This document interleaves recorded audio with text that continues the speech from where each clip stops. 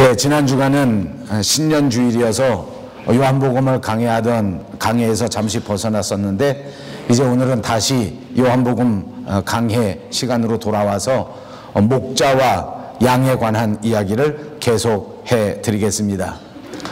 양에게 가장 필요한 것, 양에게 꼭 있어야 할 것은 과연 무엇일까요? 물론 우리가 생각할 때 양은 첫째로 먹을 풀이 필요할 것입니다. 맛있는 풀을 먹어야 생명을 유지하는 것은 너무나 당연한 일이요, 또 풀뿐만이 아니라 갈증을 해결할 그런 물도 필요할 것입니다. 이렇게 먹고 사는 것이야말로 짐승들에게 있어서는 우리들보다 훨씬 더 중요한 일 아니겠습니까? 풀이 있어야 살고 물을 먹어야 산다고 하는 것은 모르는 사람이 아무도 없을 것입니다. 제가 오늘 여러분들과 같이 생각하려는 것은 양에게 있어서 더 중요한 것이 있다는 것입니다. 조금만 더 생각해 보면, 조금만 더 깊이 생각해 보면 이 양에게 있어서 없어서는 안 될 가장 중요한 것이 따로 있다고 하는 것을 발견할 수 있습니다. 그것은 양을 푸른 초장으로 그리고 쉴만한 물가로 인도해낼 목자입니다. 오늘 성경 본문의 배경이 되는 중동 지방은 우리가 아는 것처럼 사막입니다. 사막이기 때문에 풀을 찾아보기라는 것이 그렇게 쉽지가 않습니다.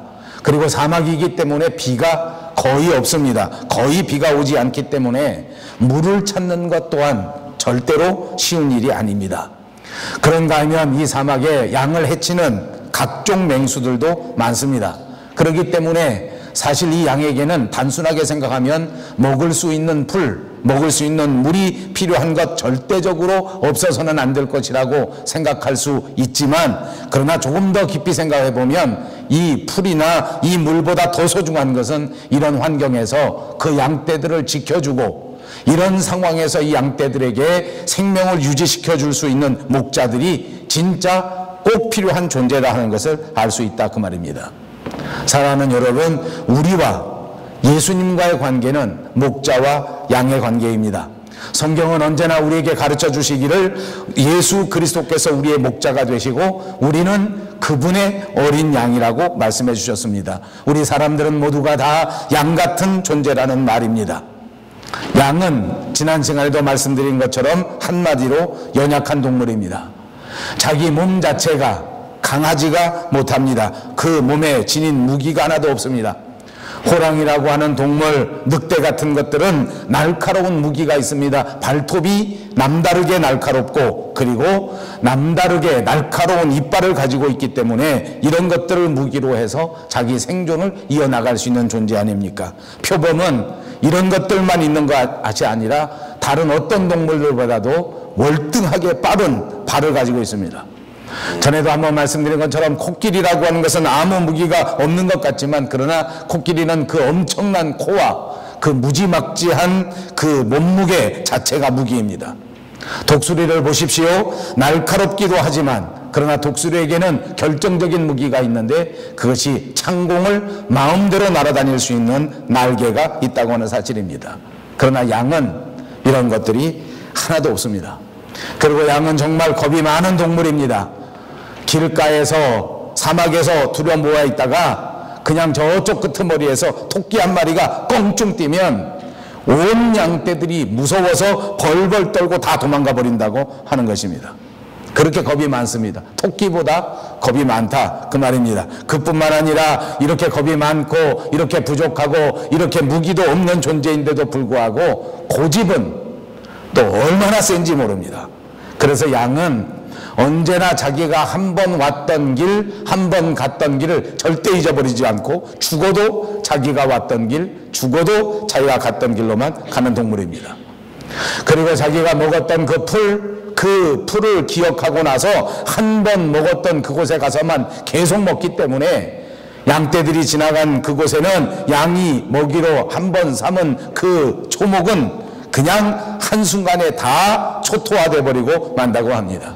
그리고 지난 시간에도 말씀드린 것처럼 양은 더위에도 아주 결정적으로 약한 동물이요, 추위에도 결정적으로 약한 동물입니다. 아주 덥거나 아주 추우면 견디다 못해서 그냥 죽어버린답니다. 그리고 정말 웃지 못할 사실은 양이 뒤로 벌렁 자빠져 버리면 스스로 일어나지를 못한다는 것입니다. 저는 보지 못했습니다. 책에서만 읽었습니다. 언젠가 한 번은 이것을 꼭 보고 싶었는데 보지 못했습니다. 사실일 것입니다. 뒤로 벌렁 들어누우면 일어나지를 못하는, 그래서 허공에다 대고 일어나려고 발을 막 치고 허공에다가 막 난리를 치다가 그 난리 친 것 때문에 가스가 차고 그 난리 친 것 때문에 숨이 막히고 그래서 기도가 막혀서 죽어버린다는 것입니다. 여러분, 이렇게 멍청하고 이렇게 정말 불쌍한 양이 목자가 없다면 어떻게 되겠습니까? 그는 먹을 것도 얻지 못하고 추위에도 견디지 못하고 맹수들에게도 그 습격에도 완전 무방비이기 때문에 그는 죽을 수밖에 없다는 것입니다. 반면에 목자를 만나면 어떻습니까? 벌렁 들어져 자빠져 있을 때에도 목자의 도움을 받아 다시 일어설 수 있는 것 아니겠습니까? 한 번 갔던 곳 아니면 갈 수 없는 미련한 존재이지만 목자 때문에 좋은 목자의 인도하심을 따라 새로운 먹이를 찾아서 새로운 초지로 갈 수 있는 것 아닙니까? 목자가 옆에서 지켜주는 한 그 맹수들에게서 벗어날 수 있단 말입니다. 그러니까 양에게는 좋은 목자를 만나는 것이 이 세상에서 가장 소중한 일이요, 양에게는 좋은 목자를 만나는 것이야말로 그의 생명을 담보할 수 있는 안전과 평화를 얻을 수 있는 결정적인 비결인 것입니다. 좋은 목자를 만나야 푸른 초장에 갈 수 있고 싱싱하고 풍성한 꼴을 마음껏 먹을 수 있는 것입니다. 이스라엘 백성과 하나님과의 관계가 바로 그런 관계요, 오늘 저와 여러분과 하나님과의 관계가 바로 그런 관계인 줄로 믿습니다. 여러분, 이스라엘 민족을 보십시오. 이스라엘 민족도 양과 비슷한 존재입니다. 이스라엘의 남쪽으로는 우리가 잘 아는 나일강이 있습니다. 나일강 주변으로 이집트를 통해서 형성되어져 있는 나일 문명이라고 하는 것은 지금까지 우리가 기억하는 세계적인 문명권입니다. 북쪽으로는 메소포타미아 문명이라는 것이 있는데 이것도 유프라테스 강과 티그리스 강을 주변으로 이루어지는 유명한 고대 문명지 아닙니까? 그 사이에 꼭 끼었습니다. 그 중간에 끼었기 때문에 양쪽에서부터 언제나 침략을 받을 수밖에 없고 주변에 있는 많은 민족들로부터 괴로움을 당할 수밖에 없는 그런 존재였단 말입니다. 강수량이 많지 않은 사막 지역입니다. 농사를 짓기가 정말 어렵습니다. 이스라엘은 정말 양같은 존재였습니다. 양같이 연약한 존재, 양같이 불쌍한 존재였습니다. 그럼에도 불구하고 이 사람들이 또 우둔하기도 하고 또 이 사람들이 고집이 보통 센 사람들이 아니었다는 것입니다. 이들이 살아날 수 있는 길은 오직 여호와 하나님, 목자 되신 하나님을 의지하는 것이었는데도 불구하고 그들은 때만 나면 하나님을 의지하지 않고 찬스만 나면 흔들리고 기회만 나면 뒤돌아서는 미련하고 어리석은 백성들이었습니다. 우리는 어떻습니까? 우리 한 사람 한 사람을 다시 한번 살펴보시기를 바랍니다. 그렇습니다. 언뜻 생각하면 우리 사람은 만물의 영장입니다. 언뜻 생각하면 우리 인간처럼 위대한 존재는 아무 곳에도 없는 것 같습니다. 여러분 어떻습니까? 그러나 저는 2015년을 새롭게 시작하는 이 날에 우리 스스로를 다시 한번 돌이켜보면 우리 인간은 그렇게 강한 존재가 아닙니다. 모든 것을 다 알고 모든 일들을 다 감당할 수 있는 것처럼 그렇게 능력이 있고 그렇게 지혜롭고 그렇게 멋지고 그런 사람인 것 같은 그런 우리들이 어느 한순간에 질병을 만나면 그냥 넘어집니다. 아무리 강한 것 같은 사람이라고 할지라도 어느 날 예고 없이 찾아온 사고 때문에 그냥 무기력하게 쓰러질 수밖에 없는 존재입니다. 여러분, 우리처럼 이민 생활을 해보니까 우리가 더 이런 것들을 더 깊이 깨닫게 되지 않습니까? 무언가 큰 꿈을 안고 강하다고 생각하고 태평양 바다를 건너 여기까지 왔는데 그러나 어느 날 생각해보니까 내가 가지고 있는 모든 자신감들이 다 땅에 떨어져 버렸습니다. 그리고 왜 이렇게 절망스러운지, 왜 이렇게 포기하고 싶은 때가 많아지는지. 그래서 철학자들이 우리 사람을 말하기를 인간은 갈대라고 말했습니다. 비록 조금 불쌍해서 생각하는 갈대라고 말했지만 여전히 갈대입니다. 바람 불면 흔들립니다. 심한 바람이 불면 부러질 수밖에 없는 존재입니다.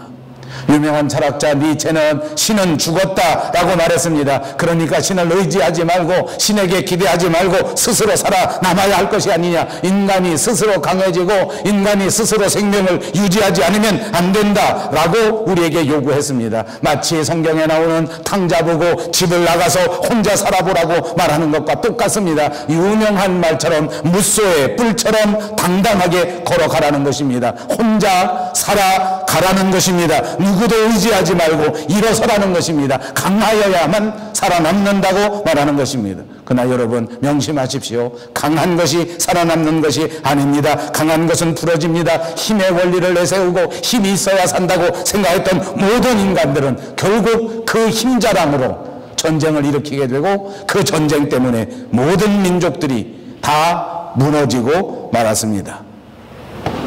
성경은 우리 인간이 양과 같이 무기력한 존재라고 하는 것을 다시 한번 일깨워주는 책입니다. 그러므로 이 책을 통하여 우리는 우리 인간에게 힘이 필요한 것이 아니라, 우리 인간에게 돈이 필요한 것이 아니라, 오늘 우리에게 가장 필요한 것은 우리의 목자 되신 예수 그리스도시요, 그분 예수님 앞에 전적으로 의지하고 매달리고 그분과 함께 우리가 되는 삶을 살라고 말씀하시는 줄로 믿습니다.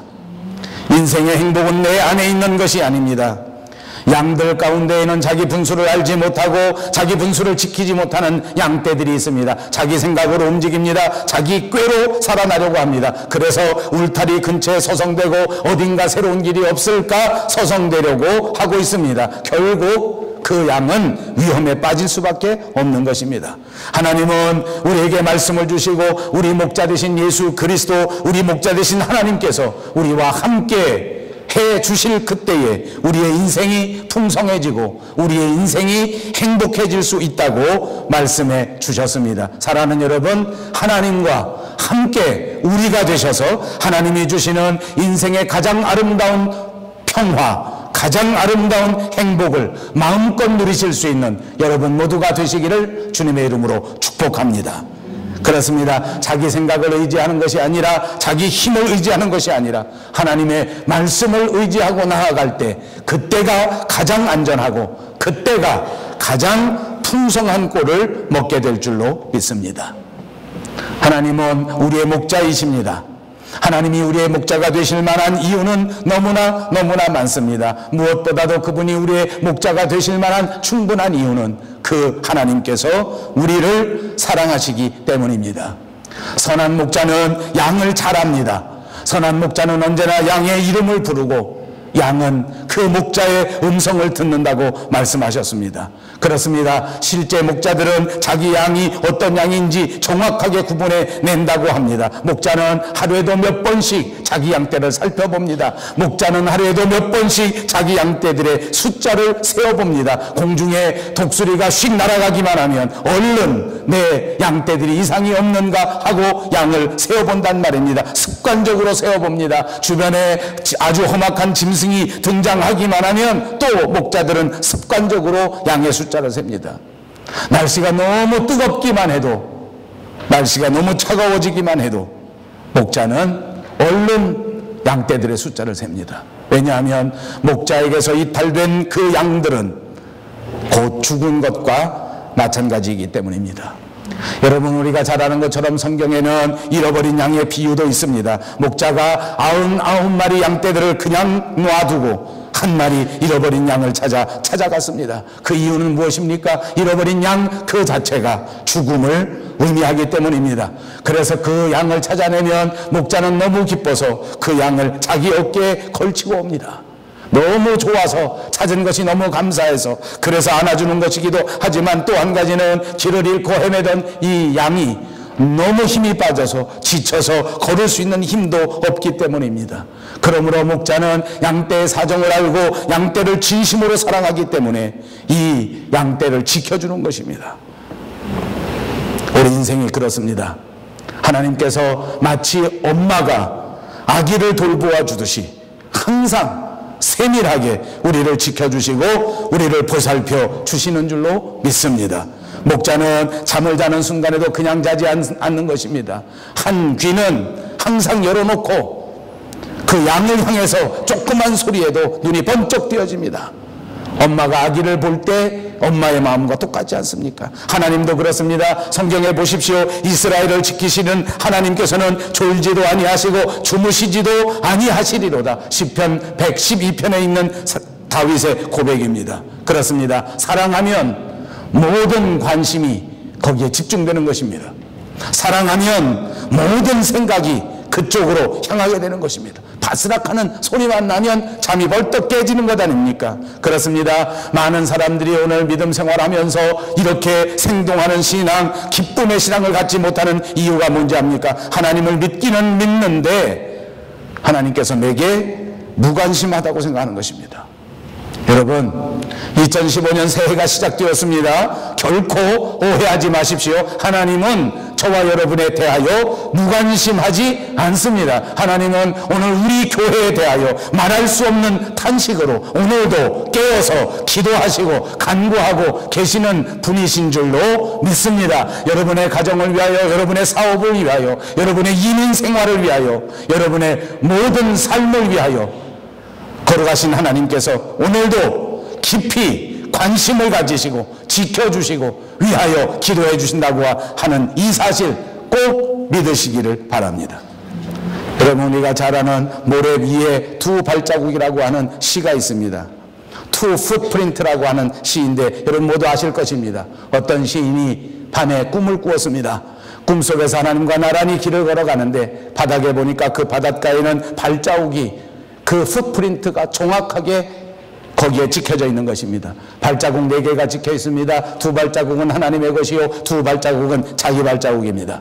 살아오는 동안 보니까 그 발자국을 보면서 자기 추억을 되새기게 되었습니다. 아, 돌아보니 내가 어렸을 적엔 이런 일이 있었구나. 아하, 이렇게 돌아보니 내가 청년 때에는 하나님과 더불어 이런 길을 걸어갔었구나 하면서 바라보고 있는데 어느 순간에 가서 보니까 갑자기 이 4개가 있던 풋프린트가 2개로 없어진 것입니다. 2개는 없어졌습니다. 그리고 나서 가만히 생각해보니까 아하, 이때가 내 인생 돌이켜보니까 가장 힘들었을 그때이다.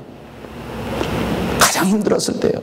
사업에 실패하고 힘들었을 때가 있을 수 있었습니다. 또는 몸에 질병이 찾아와서 그 질병 때문에 절망하고 그 질병 때문에 고생하던 그때였을 수도 있습니다. 아무튼 이 시인이 자기 인생에서 가장 어려웠던 그 순간에 보니까 발자국이 2개밖에 없는 거예요.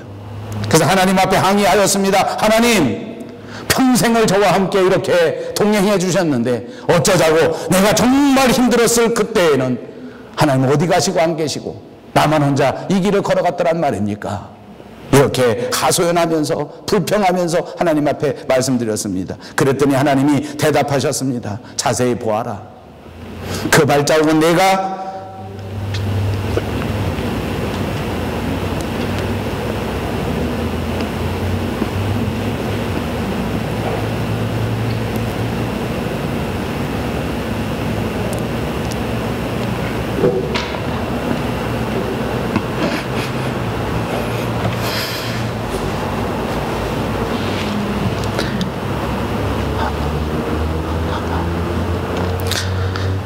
너무 힘들어 보여서 내가 너를 업고 걸었단다. 그리고 나서 자세히 보니 그 발자국은 내 발자국이 아니라 너무 힘겨웠던 나를 들쳐업고 걸어가시는 우리 주님의 발자국이었습니다.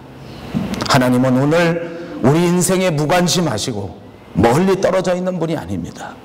지금도 내 옆에 계셔서 너무 힘들면 우리를 업고 그것을 건너가실 분이십니다. 다만 우리가 느끼지 못할 뿐입니다. 다만 우리가 보지 못할 뿐입니다. 사실 사망의 음침한 골짜기를 지날 때에는 우리 눈이 주변을 바라보지 못합니다.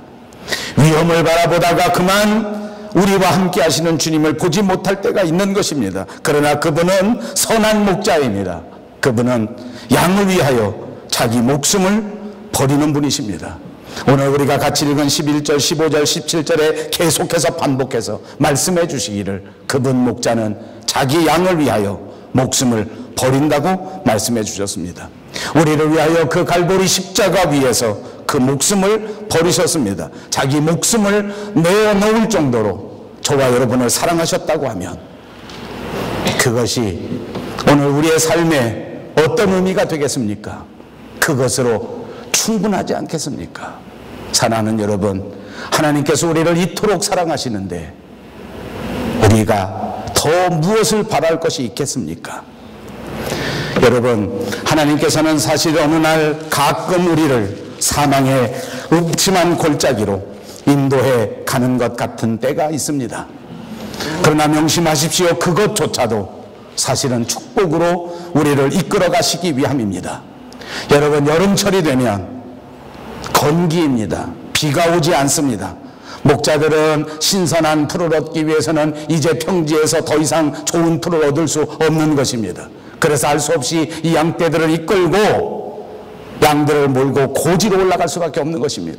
골짜기로 올라갑니다. 높은 곳에 올라가야 거기에 풀이 있고 그 높은 곳에 올라가야 그 골짜기에 물이 있는 것 아닙니까? 그렇기 때문에 할 수 없이 이렇게 좋은 음식, 이렇게 좋은 물을 먹이기 위해서는 이 양떼를 이끌고 골짜기를 지나갈 수밖에 없는 것입니다. 골짜기는 좋은 곳으로 가기 위한 과정입니다. 골짜기가 목표가 아니란 말입니다. 초원으로 이룰 수 있는 유일한 길이 바로 골짜기입니다. 사랑하는 여러분, 우리가 살아가는 인생 가운데서도 우리에게는 골짜기가 있을 수밖에 없습니다. 이 골짜기를 지나가야 하나님이 우리를 위하여 예비하신 그 아름다운 목표에 도달할 수 있기 때문입니다. 그러므로 저와 여러분의 삶에서 삶의 골짜기를 지날 때에 꼭 명심하시기 바랍니다. 이 삶의 골짜기를 지나가면서 우리는 마음속에 큰 믿음을 가져야 합니다. 이 믿음이 무엇입니까? 주의 지팡이와 주의 막대기가 나를 지켜주신다고 하는 믿음입니다.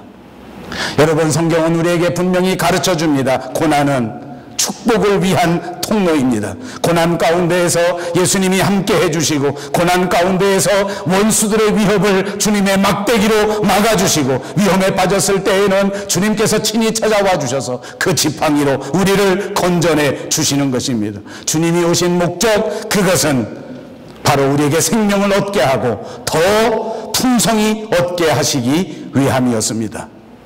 주님은 우리를 귀찮게 하는 존재가 아닙니다. 주님은 주일날 일요일날 쉴 수밖에 없는 아주 귀한 시간을 빼앗아가는 존재, 거추장스러운 존재가 아닙니다.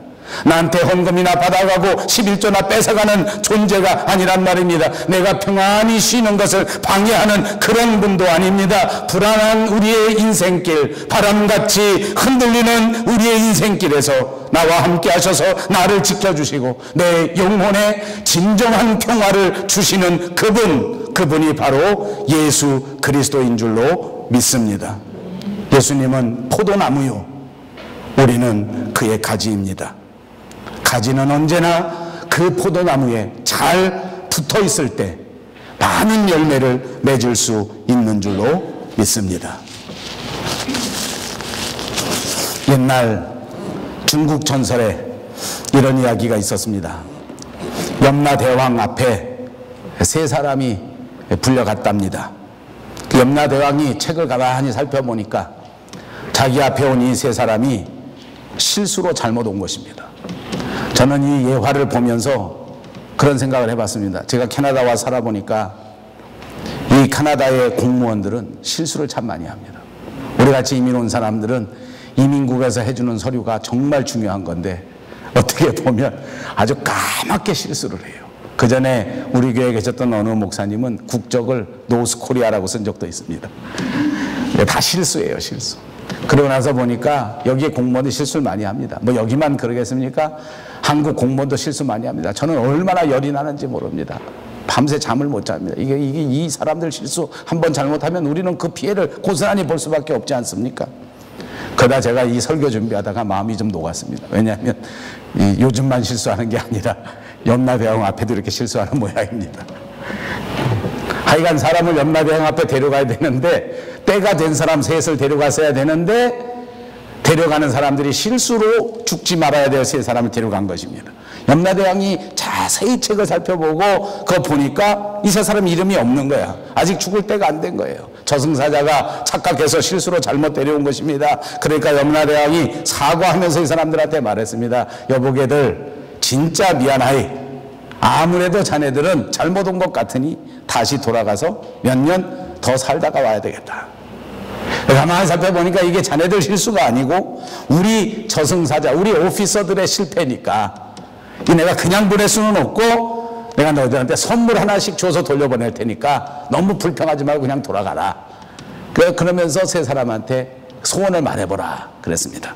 첫 번째 사람이 그래 내가 다시 돌아가긴 돌아가겠는데 세상에 살다 보니까 돈이 없으면 이 도대체 사는 게 아닙니다. 그러니까 날 이왕 다시 돌려보내시려면 돈 좀 주십시오. 염라대왕이 들어보니까 그럴듯하지 않습니까? 오케이 알았다. 돈을 한 바꾸면 줘서 그냥 원 없이 돈 가져가라고 줬습니다. 두 번째 사람에게 너는 소원이 뭐냐 물어봤습니다. 두 번째는 머리가 조금 더 좋은 사람입니다. 돈이라는 것은 이렇게 무겁게 들고 갈 것이 아니다. 내가 권세만 있으면 얼마든지 돈을 굴러 모을 수 있으니까 나는 돈보다 권세를 주십시오. 그랬더니 염라대왕이 약속하지 않았습니까? 오케이. 권세를 왕창 주었습니다. 뭘 줬는지 저는 모르겠습니다만 아무튼 권세를 왕창 주었습니다. 이제 진짜 중요한 이야기는 세 번째입니다. 세 번째 사람은 더 머리가 좋은 사람입니다. 돈을 저렇게 왕창 무겁게 들고 갈 것도 아니고 권세를 받아서 들어갈 것도 아니다. 내가 세상에 살아보니까 그 다 필요 없어. 돈도 필요 없고 권세도 필요 없다.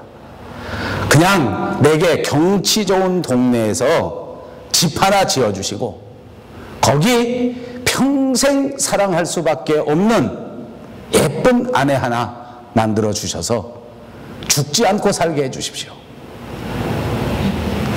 진짜 머리가 좋지 않습니까? 염라대왕이 뭐라고 했는지 압니까? 뭐라고 했겠습니까? 한번 대답해 보십시오. 이놈아, 그런 데 있으면 내가 가겠다 임마. 여러분, 우리는 다 죽습니다. 명심합시다. 다 죽습니다. 세상에 죽지 않는 사람은 한 사람도 없습니다. 그래요. 세상이 달라지고 좋아져서 어떤 사람은 100살까지 산답니다. 어떤 사람은 100살 넘게도 산답니다. 어떤 사람은 100살 넘어도 건강하게 산답니다. 어떤 사람은 70세까지 삽니다. 어떤 사람은 80세까지 삽니다. 안타깝지만 어떤 분들은 젊은 나이에 그냥 죽습니다. 죽음은 어느 날 갑자기 저와 여러분에게 찾아옵니다. 죽음은 아무 예고가 없이 찾아옵니다. 작년 우리 대한민국, 우리 조국을 그토록 시끄럽게 했던 그 세월호 사고 났을 때 죽으려고 배 탄 사람은 한 사람도 없습니다. 자기가 그 배 타고 죽을 줄 알았던 사람 한 사람도 없었습니다. 아무도 배가 그렇게 침몰될 줄 안 사람은 한 사람도 없었을 것입니다. 저와 여러분도 마찬가지입니다. 우리가 언제 어디에서 하나님 앞에 부름을 받을지 아무도 모릅니다.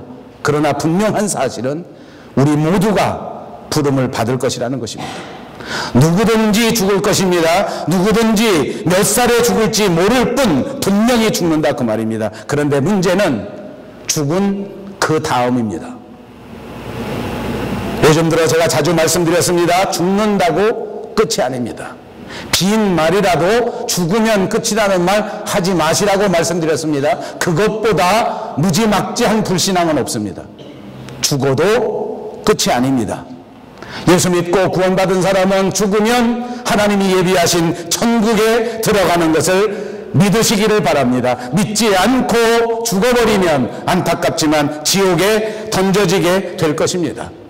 사랑하는 여러분, 주님은 우리의 선한 목자이십니다. 죽음보다 더 소중한 것, 죽어도 만나야 될 그것, 예수님을 놓치지 않는 저와 여러분들이 꼭 되시기를 바랍니다. 그분이 우리를 사랑하시기 때문에 그분은 언제나 우리에게 선하시고 그분은 언제나 우리에게 자기의 목숨을 내어 주실 만큼 큰 사랑을 베풀어 주셨기 때문에 그분은 충분히 믿어도 됩니다. 그분이 하시는 일은 모든 것이 선하신 것입니다. 그분이 우리를 설사 일찍 데리고 가신다고 할지라도 그것은 축복이란 말입니다.